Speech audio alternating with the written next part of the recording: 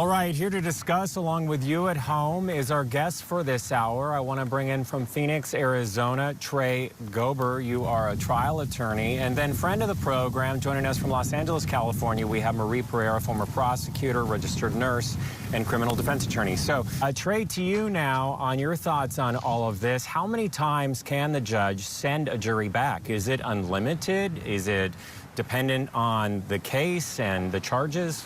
Your thoughts? Yeah, it's certainly, there's no fine black and white number of how many times a judge can send somebody back. Of course, every time the jury comes out and says we're deadlocked and the judge sends them back with an Allen charge, dynamite charge, it makes a future appeal for the defendant, if the defendant is later found guilty, all the more likely at succeeding, because you have jurors who have stated their conscience, who have said, I've heard the evidence, who have presumably said, I find reasonable doubt, and the judge is going back and telling them, you're going to keep working till you get this figured out. So there's no limit other than just being reasonable. So there's a lot for this jury to weigh, including all of the charges that Melody Farris faces. Let's put those on your screen. This is what the jury is thinking about as they deliberate this case. The charges include malice murder, felony murder, aggravated assault, concealing the death of another, and making false claims. So, Trey, to you on this, can they be split or hung on some of the charges and not on the others, and would we ever know? Absolutely, and that's very likely where they are. That list of charges starts with obviously the most severe on top and the least severe on the bottom.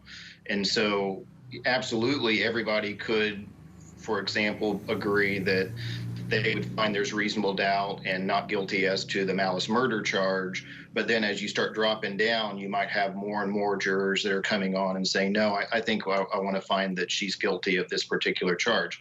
Eventually, we could know what those results are, especially talking to debriefing the jurors afterward. We've seen that in some recent trials. I think the Reed trial, for example. And so eventually we will hear that, and then there would be an argument of whether there was an acquittal as to that charge or not.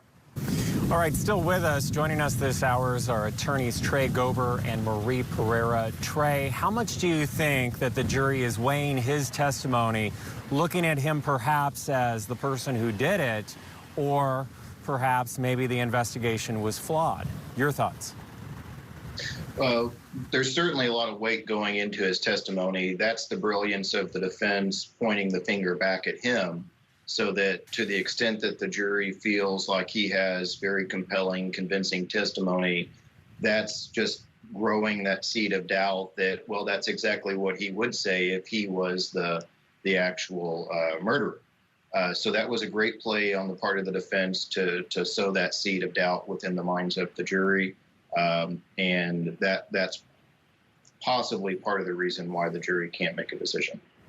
His apartment above the barn was a wreck, according to the defense team, right? It was completely dirty, except for the shower, clean and bleached. So there was also, in one of his drawers, there was found 38 caliber bullets. The father died of a 38 caliber bullet.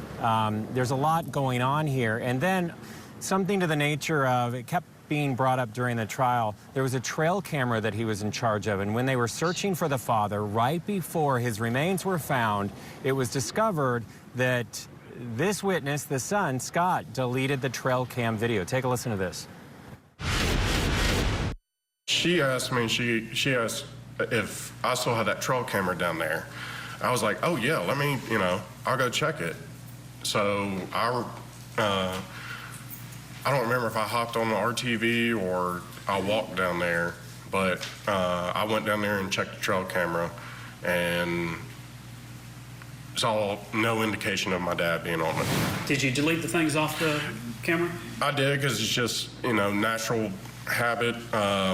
This, like I said, this is prior to us discovering my dad's remains.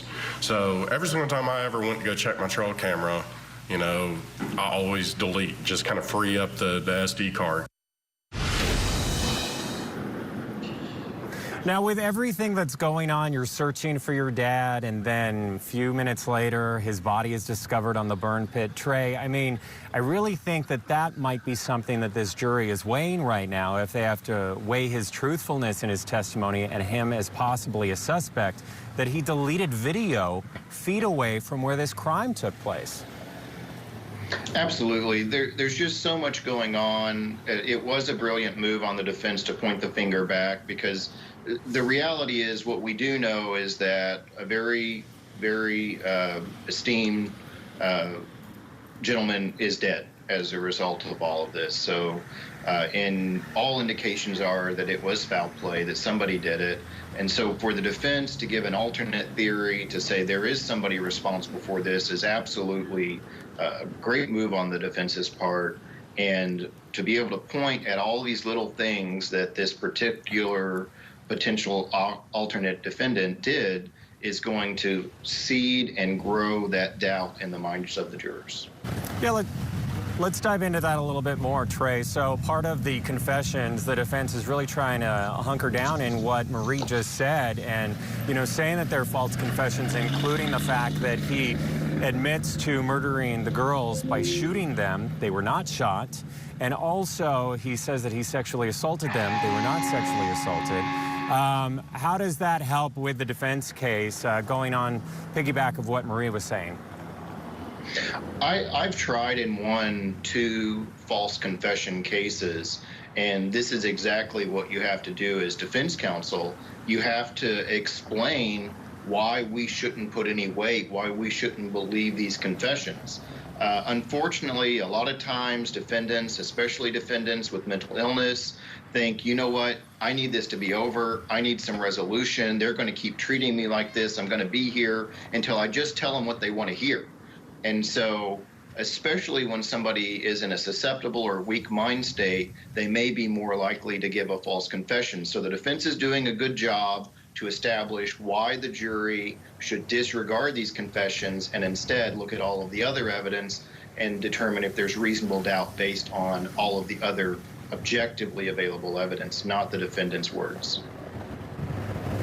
Yeah, just a fascinating case, and one that has rocked this country and went unsolved for several years. We're going to be checking in with Barbara McDonald throughout the day, so stay tuned on Court TV.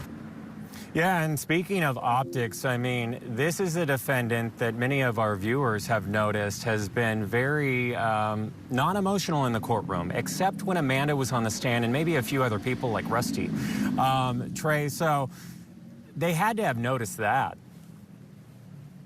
Absolutely.